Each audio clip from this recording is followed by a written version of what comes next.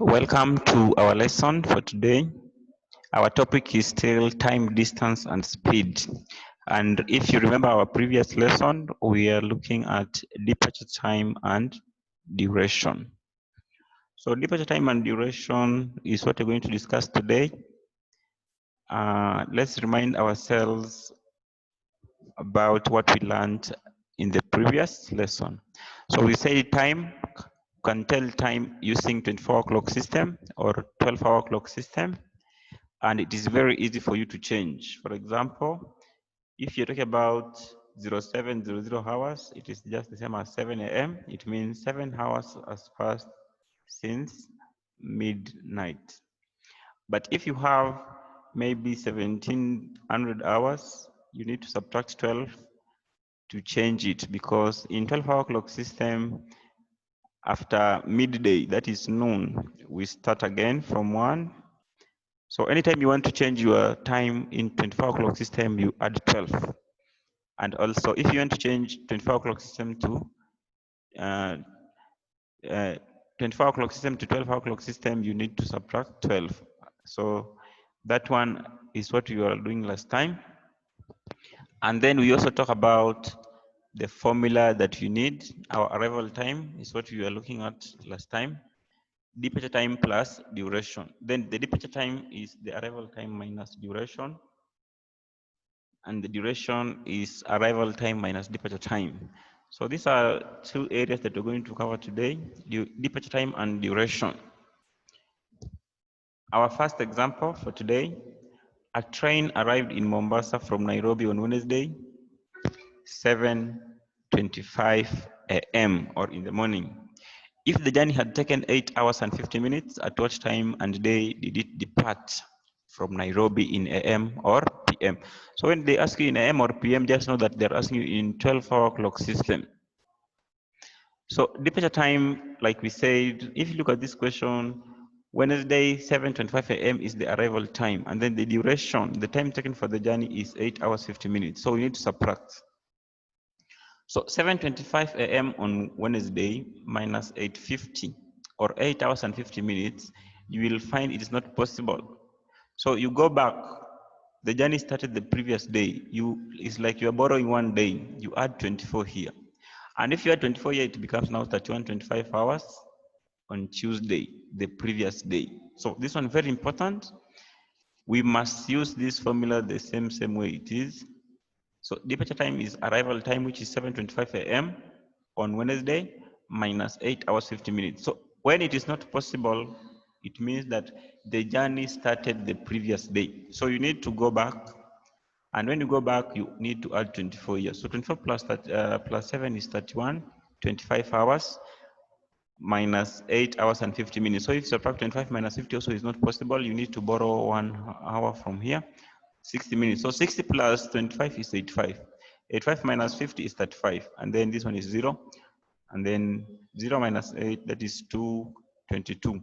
So the journey started at 22:35 hours in 24-hour clock system. This is our answer. But if they're asking us to give time in AM or PM, or rather in 12-hour clock system, we need to subtract 12. So 22:35 hours minus 12. Subtract 12, you'll find it is 10:35 p.m. So this when the journey started. The train departed on Tuesday, not Wednesday, on Tuesday, 10:35 p.m.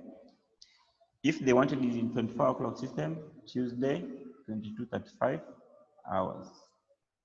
Let's move now to the next example, but the most important thing for you to know is that right now, as a candidate class, you must be able to move one day ahead and also one day backwards.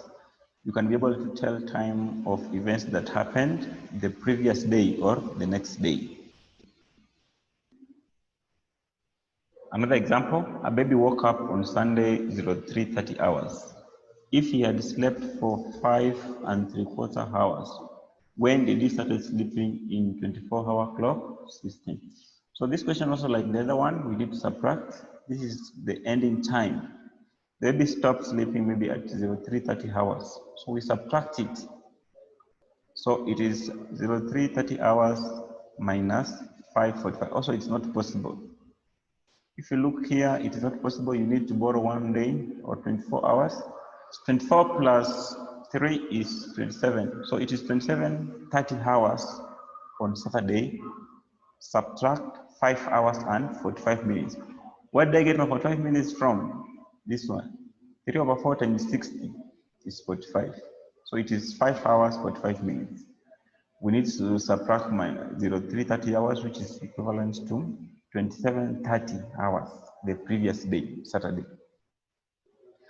So if you subtract 30 minus 45, also minutes and minutes, 30 minus 45 is not possible. You need to borrow 1 hour from here. And when you borrow 1 hour from here, it becomes 60 minutes. 60 plus 30 is 90. 90 minus 45 is 45. Then here is 26. 26 minus 5 is 21. 45 hours. So this is the answer. The baby started sleeping on Saturday, 21:45 hours. So this time also very important, and just know that it is not now Sunday, it is the previous day, which is Sunday. Very, very easy. Then this is another question. Our last example, we are talking about duration. You will find a table like this. The table below shows the motorist journey from town A to town E. That's this time E, which is here, town E. How long did the motorist did it take the motorist to travel from town A to town E? So remember, town E is here. It is not written, but town E is here. The arrival time of town E is 6:10. A, B, C, D, E. So E is supposed to be here. How long did it take the motorist to travel from town A to town E? So duration, if you look at our formula, duration is the arrival time minus departure time. But you are arriving at town E. So arrival time of town E is 6:10 p.m. You need to subtract it minus the departure time, the town that you are departing from. So you are departing from town A. What is the departure time of town A? 9:20 a.m. So you need to get the difference. 6:10 p.m. minus 9:20 p.m. So let me repeat. Duration is the arrival time minus departure time. Then you need to ask yourself, where are you arriving? Are you arriving town A? Yes. But you are departing from which town? Town A. So if you get the difference, 6:10 p.m., that's your arrival time minus departure time of town A. 6:10, you need to convert this one into 24-hour clock system. So if you convert it, you'll find it is 1810 hours minus 9 hours and 20 minutes. 10 minus 20, it is not possible. So what you need to do is you borrow 1 hour from here, which is 60 minutes. 60 plus 10 is 70, and 70 minus 20 is 50 minutes. Then this one is 17. 17 minus 9 is 8 hours. So the journey, the duration of that journey took a period of 8 hours and 50 minutes. So next time when you meet, you're going to look at clock losing and gaining seconds or even minutes. That is what will form part of our next lesson. But now we have assignments for you. We have some work for you to do. And you'll do 4 questions. Make sure you send your work. And the first question that you're going to do is question number 9. So question number 9, you can pause your video. Question number 10, 11, also you're going to do number 9, 10, 11, and lastly, you'll do this question of duration. So this is the question. Let me check. Question number 16. So question number 16, the table below represents arrival and departure time of buses from a company serving Isiolo Nairobi route. This is the table.